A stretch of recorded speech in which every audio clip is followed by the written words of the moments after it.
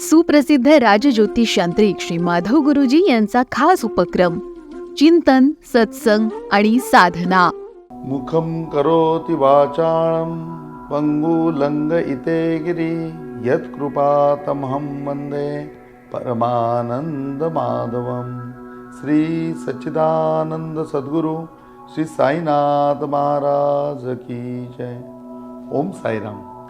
मुद्गल ऋषी आणि बाप्पा यांच्यामधली चर्चा ही सतत चालू होती आणि आता नवीन कला आपण शिकतोय. त्या नवीन कला शिकत असताना त्या अंगीभूत करण्याकरता तुझ्यामध्ये मुद्गला काय काय असायला पाहिजे ते मी निक्षून तुला सांगतोय आणि त्या गोष्टी पूर्णपणे तुझ्यामध्ये आत्मसात करून घे. या कला तुला अंगीभूत करायच्या आहेत. या कलांबद्दल तुला लिहायचं आहे, त्या अजून सोप्या पद्धतीने सांगायच्या आहेत, त्या जनमानसापर्यंत पोचायच्या आहेत. ही तुझी जबाबदारी आहे आणि ती जबाबदारी तू खूप छान पेलतोयस. असं बाप्पा वेळोवेळी मुद्गल ऋषींना जाणीव करून द्यायचा. आज मृत्यूवर विजय मिळवायचा आहे, म्हणजे मृत्यूंजय कला तुला प्राप्त करून द्यायची आहे. त्याचबरोबर शत्रुचा पराजय करता यायला पाहिजे, समस्यांची पूर्ती करायला पाहिजे. तुझ्या आयुष्यामध्ये समस्या राहायला नाही पाहिजेत, किंबहुना लोकांच्या आयुष्यात समस्या तुला संपवता यायला पाहिजेत. ती सुद्धा कला मी तुला देणार आहे. आणि चौथी महत्त्वाची कला म्हणजे की या सगळ्या कला आत्मसात करत असताना त्याच्यामधनं प्रामुख्याने तुला स्वतःला आनंद आणि समाधान कसं प्राप्त होईल ते सुद्धा मला तुला शिकवायचं आहे. आणि मग या सगळ्या कला प्राप्त करून घेत असताना आपल्यामध्ये काय काय गोष्टी असाव्या लागतील त्या बाप्पा एक एक करून मुद्गल ऋषींना सांगायचा.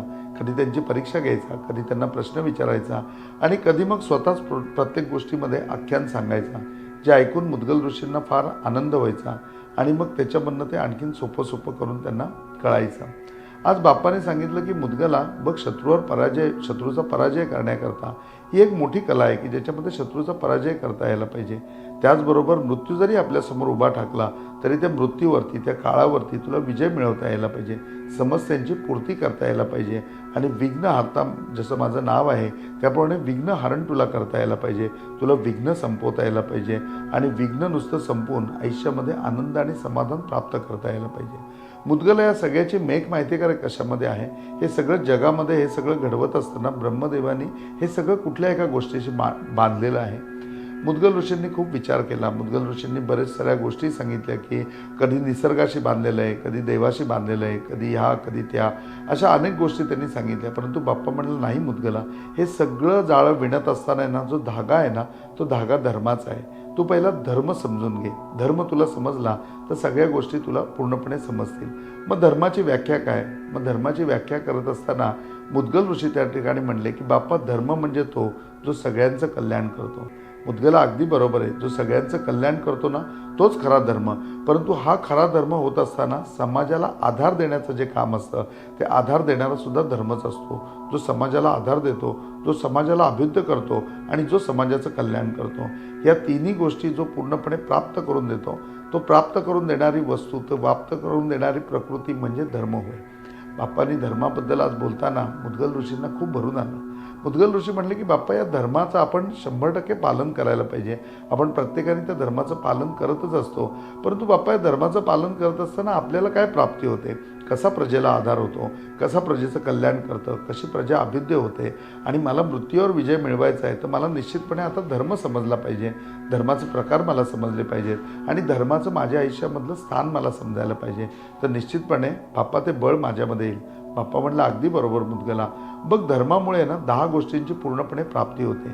या 10 गोष्टींमध्ये धैर्य हे पहिलं आहे.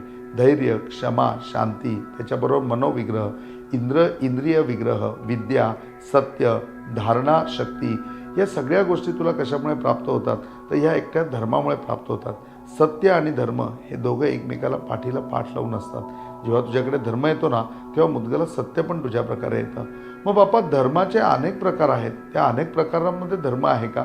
बाप्पा म्हणला नाही, मी जो निर्माण केलेला आहे त्या निर्माण करण्यामध्ये मी फक्त 4च प्रकारचा धर्म ठेवलेला आहे. कुठला बाप्पा तो धर्म? बघ, पहिला धर्म म्हणजे सामान्य धर्म. दुसरा धर्म म्हणजे कुठला असेल तर तो विशेष धर्म. तिसरा धर्म जो आहे तो परधर्म आणि चौथा धर्म जो आहे तो परमधर्म.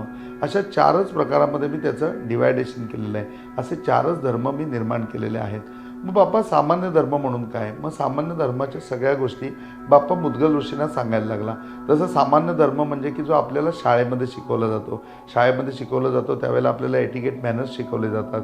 कुणाशी कसं बोलायचं, रिस्पेक्ट द्यायचा. ज्यावेळेला तुम्ही समोरच्याला रिस्पेक्ट द्याल त्यावेळेला समोरचा तुम्हाला रिस्पेक्ट करेल. आपण सगळ्यांचा आदर ठेवायला पाहिजे. आपल्यामध्ये दया असायला पाहिजे. आपल्यामध्ये शांती असायला पाहिजे. आणि माणसामध्ये वावरताना आपण माणूस म्हणून वावरायला पाहिजे. याची खरी शिकवण आपल्याला शाळेमध्ये मिळते. आणि तो सामान्य धर्म आहे जो आपल्याला शाळेमध्ये शिकवला जातो. धर्म म्हणजे कुठल्या जातीचा, कुठल्या पंथाचा असं तो मुळी नसतोच, असं बाप्पा मुद्गल ऋषींना सांगत होता. आणि ती सगळी उदाहरणं सांगत होता, त्या सगळे संस्कार सांगत होता, त्या गोष्टी सांगत होता ज्या सामान्यपणे पूर्णपणे आम्ही शाळेमध्ये शिकतो. तो सामान्य धर्म. मग विशेष धर्म म्हणजे की ज्या आश्रमामध्ये तुम्ही आहे, जो आश्रम तुम्ही स्वीकारलेला आहे. आपल्या आयुष्यामध्ये मुद्गला आपण 4 आश्रमामध्ये असतो. ह्यापुढे तुझी कथा ऐकणारे किंवा तुझं ह्याच्याने पुराण ऐकणारे, तुझ्याकडनं कला प्राप्त करून घेणारे, तुझे सत्संग ऐकणारे, या सगळ्या लोक फक्त 4च आश्रमामधले असतील. कुठल्या आश्रमामधले बाप्पा? तर ते ब्रह्मचर्य आश्रमामध्ये असतील, ते गृहस्थ आश्रमामध्ये असतील, ते वानप्रस्थ आश्रमामध्ये असतील किंवा ते संन्यास आश्रमामध्ये असतील. हे 4च आश्रम आहेत. आणि मग जो आश्रम आपण स्वीकारला आहे त्या आश्रमाचे जे नियम आहेत त्या नियमांचं काटेकोरपणे पालन करणं हा विशेष धर्म आहे. मग बाप्पा परधर्म म्हणजे काय? परधर्म म्हणजे आपण एखाद्या धर्माने ज्यावेळेला आयुष्य जगत असतो त्यावेळेला दुसरे काही लोक तीच संस्कृती दुसऱ्या धर्माच्या नावाने जगत असतील, त्याला परधर्म असं म्हणतात. त्या परधर्माबद्दल आपण कधीही आसक्ती ठेवायची नाही. त्या परधर्माचं कधी अवलंबन पण करायचं नाही आणि त्या परधर्माचं कधी निंदाही करायची नाही. हा परधर्म स्वीकारतो. चौथी गोष्ट म्हणजे की आपल्याकडे आहे तो म्हणजे परमधर्म. मग परमधर्म म्हणजे बाप्पा काय? परमधर्म म्हणजे की आपल्या धर्माला मानून आपल्या धर्माची जी देवता आहे, आपल्या धर्माचे जे श्रेष्ठ सत्पुरुष आहेत त्यांच्याप्रती अनन्य भक्तीने शरण जावं, त्यांच्याप्रती श्रद्धा ठेवावी, त्यांच्याप्रती भक्ती ठेवावी आणि मग या धर्मामधनं हे संपूर्ण 10 गुणांची प्राप्ती करून घ्यावी. बाप्पा मग असं खरंच होतं का? हो मुद्गला, असं होतं. ह्याप्रमाणे ज्यावेळेला तुम्ही धर्म शिकता, यावेळेला ज्याप्रमाणे तुम्ही धर्माचं अवलंबन करता त्यावेळेला तो धर्म तुम्हाला नुसती रक्षा करत नाही, तो धर्म तुम्हाला नुसता आधार देत नाही, तो धर्म पूर्णपणे तुम्हाला अभ्युदय बनवतो आणि तुमचं पूर्णपणे कल्याण करतो. बाप्पा मग धर्माकडनं अजून काय प्राप्ती होते? धर्माकडनं सर्वात महत्त्वाची गोष्ट मुद्गला प्राप्त होते ती म्हणजे अहिंसेची प्राप्ती होते. आपण अहिंसावादी होतो. आपल्यामध्ये दया उत्पन्न होते, आपल्यामध्ये सत्य उत्पन्न होतं आणि आपण सदाचारी बनतो. सदाचार हा सर्वात मोठा धर्म आहे. ते म्हणजे आपल्या कामाशी आपण प्रामाणिक राहिलं पाहिजे, कुणाची निंदा नाही करायला पाहिजे आणि शक्य तेवढी प्रत्येकाला मदत करायला पाहिजे, हे सदाचार सांगतो. अहिंसा म्हणजे पुन्हा तेच काया वाचा मने आपण कुणालाही दुखवायचं नाही आहे, काया वाचा मने आपण कुणाची हिंसा करायची नाही आहे, हे अहिंसेचं तत्त्व सांगतं. दया म्हणजे सगळ्या भूतलावरती, सगळ्या प्राणीमात्रांवरती आपण दया करायला पाहिजे. ती दया आपल्यामध्ये असायला पाहिजे आणि ती दया धर्मामुळेच आपल्यामध्ये येते. आणि सत्य, आयुष्यामध्ये काहीही झालं तरी सत्याची कास नाही सोडायला पाहिजे, हेच आपल्याला धर्म देतो. मग धर्माबद्दल अजून किती संरक्षण होतं किंवा धर्म कशा प्रकारे आहे? धर्म हे दुहेरी हत्यार आहे.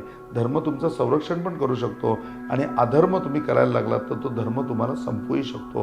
हे दुधारी हत्यार आहे. हे बाप्पा कुठेतरी मुद्गल ऋषींना समजावून सांगत होता. आणि मुद्गल ऋषींना अशा प्रकरणामध्ये धर्म समजावून सांगत असताना नक्की धर्माचं सत्य कसं असतं, नक्की धर्माची अहिंसा कशी असते, नक्की धर्म हे आपल्याला कशाप्रकारे सदाचार करायला शिकवतं आणि धर्म कसं दुधारी हत्यार आहे, ह्या 4ही गोष्टी बाप्पा वेगवेगळ्या उदाहरणांनी त्या ठिकाणी पूर्णपणे मुद्गल ऋषींना समजावून सांगत होता. आणि त्याच वेळेला ते समजावून सांगत असताना आपण या ठिकाणी या सत्संगामध्ये श्रीकृष्ण परमात्म्याच्या ठिकाणी जाऊया. आज आपण कुरुक्षेत्रावरती जाऊया. कुरुक्षेत्रावरती घनघोर युद्ध चालू आहे आणि आज युद्धाचा सर्वात महत्त्वाचा टप्पा आहे तो म्हणजे कर्ण आणि अर्जुन एकमेकाच्या समोर आलेले आहेत आणि एकमेकावरती बाणांचा वर्षाव करत आहेत. स्वतः श्रीकृष्ण परमात्मा त्या ठिकाणी पूर्णपणे म्हणजे की रथावरती आरूढ आहेत आणि ते स्वतः सारथी असताना सुद्धा कर्ण जे बाण चालवतोय त्या बाणाचा आवेग बघून, त्या बाणाची ऊर्जा बघून, त्या बाणाची ताकद बघून श्रीकृष्ण परमात्माला 22 हात तो रथ मागे घ्यावा लागतोय. म्हणजे 22 हातांनी रथ मागे घेतला, 5 पावलांनी रथ मागे घेतला, इतका तो रथ मागे घ्यायला लागतोय. आणि त्या प्रत्येक वेळेला ते म्हणतात की शाब्बास करणा, शाब्बास करणा. त्याच्या वेळेला अर्जुन म्हणतो की अहो तुम्ही माझ्या बाजूने आहात की कर्णाच्या बाजूने आहात? तुम्ही परत कर्णाचा उदो करताय, शाब्बास करणा, शाब्बास करणा काय म्हणताय? त्यावेळेला श्रीकृष्ण परमात्मा पूर्णपणे अर्जुनाला समजावून सांगतात की अर्जुना, मी स्वतः परब्रह्म परमात्मा तुझ्या रथावरती असताना सुद्धा त्याच्या बाणाचा आवेग बघ, तो जो बाण चालवतोय त्या बाणाच्या आवेगाने मी तुझ्या रथावरती असताना सुद्धा 22 हात रथ मला मागे घ्यावा लागतोय. विचार कर त्याच्या बाणाचा आवेग काय असेल. अशी एक एक एक एक गोष्ट चालत होती. अर्जुनाचा पुढे देव असल्यामुळे कायम धैर्य होतं आणि अर्जुनही तेवढ्या नेटाने लढत होता. परंतु एक प्रसंग असा आला की ज्याच्यामध्ये कर्णाच्या श्रापामुळे कर्णाचं जे रथाचं चाक आहे ते आता जमिनीने गिळलेलं आहे आणि त्याचा रथ असा पूर्णपणे दोलायमान झाला आहे की तो आता केव्हाही उलटून पडेल.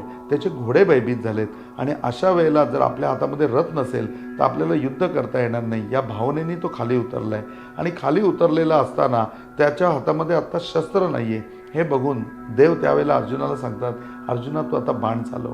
अर्जुन बाण चालवणार आहे हे बघितल्यानंतर कर्ण ते युद्ध सोडत नाही. तर त्याचे दोन्ही हात त्या रथाच्या चाकामध्ये गुंतलेले आहेत, ते चाक बाहेर काढण्यामध्ये गुंतलेले आहेत आणि त्यावेळेला तो त्या ह्याच्यामध्ये एका हाताने पुन्हा धनुष्य धरतोय आणि आपल्या दाताने बाण ओढून ते बाण पूर्णपणे सोडतोय जे अर्जुनाच्या ठिकाणी येत आहेत, अर्जुनाच्या दिशेने येत आहेत. श्रीकृष्ण परमात्मा आपला रथ प्रत्येक वेळेला अशा प्रकारे तिथे सेटल करतायत की ते बाण अर्जुनापर्यंत पोचणार नाहीत आणि एक असा क्षण येतो की त्यावेळेला धनुष्य खाली असतं आणि त्यावेळेला देव म्हणतात की अर्जुना आता संधी साध आणि आता कर्णावरती बाण चालव.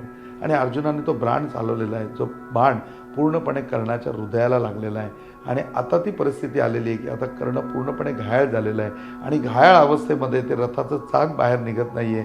ते रथाचं चाक पण जणू आपल्या अंगावरच आलेलं आहे. हा रथ आपल्या अंगावर आलेला आहे आणि आता आपल्या प्राणांकरता तो व्याकुळ होत आहे.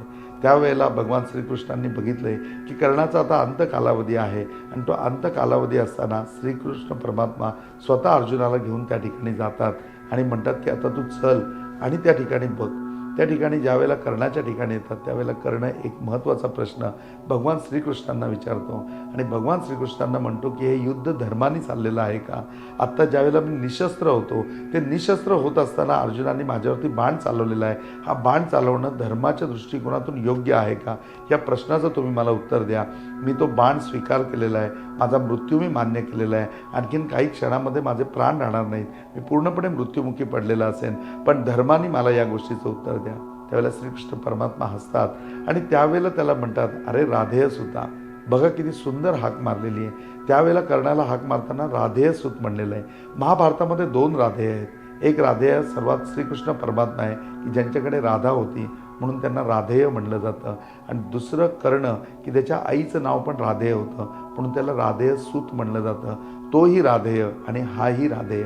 ज्यावेळेला त्याला बाण लागलाय आणि आता तो मृत्युमुखी पडलाय त्यावेळेला तो श्रीकृष्ण परमात्मांना विचारतो. त्यावेळेला श्रीकृष्ण परमात्मा म्हणतात की द्रौपदीला हे माहिती नाही आहे की तू तिचा धीर आहे, परंतु तुला तर माहिती आहे की द्रौपदी तुझी बहिणी आहे. ज्यावेळेला भर सभेमध्ये दुर्योधन तिला विवस्त्र करत होता त्यावेळेला राधेय सुद्धा तुझा धर्म कुठे गेलेला होता. त्यावेळेला तू धर्माने तिथे का थांबू शकलाच नाही. तर तुझ्यामध्ये धर्म होता तर दुर्योधन तुझा ऐकेल, तो तुझा परम मित्र आहे.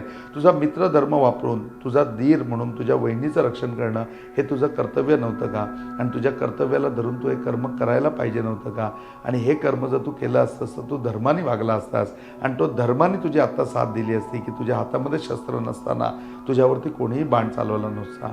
हे धर्माचं आहे का नाही हे मला माहिती नाही, परंतु त्यावेळेला तू धर्म सोडलास. धर्म हे दुधारी हत्यार आहे. धर्माने वागलास तर धर्म तुझं संरक्षण करेल, पण अधर्माने वागलास तर हाच धर्म तुझा पूर्णपणे विनाश करेल. कारण तू अधर्माने वागलास त्यावेळेला तू थांबायला हवं होतंस, तू थांबवलं नाहीस. राधेयच होता तेव्हा कुठे गेला होता तुझा धर्म, असं श्रीकृष्ण परमात्मा कर्णाला विचारतो. कर्णाला त्या धर्माच्या ह्याच्यामध्ये आपण पूर्ण हल्लेलो आहे ते लक्षात येतं की आपला पराजय झालेला आहे आणि पराजय झालेला असताना ती गोष्टसुद्धा त्याला आठवते की खरंच आपण धर्माने वागलो असतो तर आज धर्माने आपलं रक्षण केलं असतं, परंतु आपण अधर्माने वागलो म्हणून समोर श्रीकृष्ण परमात्मा भगवान असताना सुद्धा धर्माने आपल्याला सोडलं नाही. त्या ठिकाणी कर्णाचा मृत्यू होतो. पुढे कर्णाचं संपूर्ण फिनरल श्रीकृष्ण परमात्म्याने स्वतः केलेलं आहे. म्हणजे 5 पांडवांना घेऊन तो त्या ठिकाणी गेला आणि त्यांच्या सगळ्यांच्या समवेत त्यांच्या सगळ्यांच्या उपस्थितीमध्ये त्याचं फिनरल पार पाडले. गोष्ट इथे संपते, परंतु सत्संग इथे चालू होतो की आपल्या आयुष्यामध्ये आपण आपल्या भूतकाळामध्ये डोकून बघावं की आपण धर्माचं किती पालन करतो, आपण धर्माचं किती रक्षण करतो आणि धर्म जागृत ठेवण्याकरता आपण किती कार्य करतो. धर्माची तर आपल्याला कदाचित कधी कधी गणनाही नसते. आपल्याला आपलं पोटाचा धर्म फक्त माहिती आहे, कमवण्याचा धर्म माहिती आहे, संपत्तीचा धर्म माहिती आहे आणि स्वतःच्या स्वार्थाचा धर्म माहिती आहे. परंतु ह्याच्या पलीकडे हाच धर्म आपला आधार आहे, हाच धर्म आपल्याला अभ्युदय बनवतो, हाच धर्म आपलं कल्याण करतो आणि हा धर्म आपला मेन आधार आहे. तेव्हा आपला धर्म टिकवण्याकरता धर्म कुठल्या जातीचा किंवा कुठल्या पंथाचा नाही आहे, तर धर्म हा पूर्ण आपल्या आश्रमाचा आहे. ज्या आश्रमामध्ये तुम्ही आहात त्या आश्रमाचं काटेकोरपणे पालन करा, त्या आश्रमामधल्या नियमांचं पालन करा. तुम्ही धर्माने वागलात तर धर्म तुमचं 100% रक्षण करेल, तुमचं कल्याण करेल आणि तुम्हाला अभ्युदय करेल. धर्माची ही गोष्ट करण्यामुळे आपल्याला खूप छान समजली असेल आणि मला ही गोष्ट फार आवडते. या गोष्टीमध्ये रमूया, आपल्या आयुष्यामधला धर्माचं काटेकोरपणे पालन करूया. आजच्या सत्संगामध्ये इथेच थांबूया. ओम साईराम.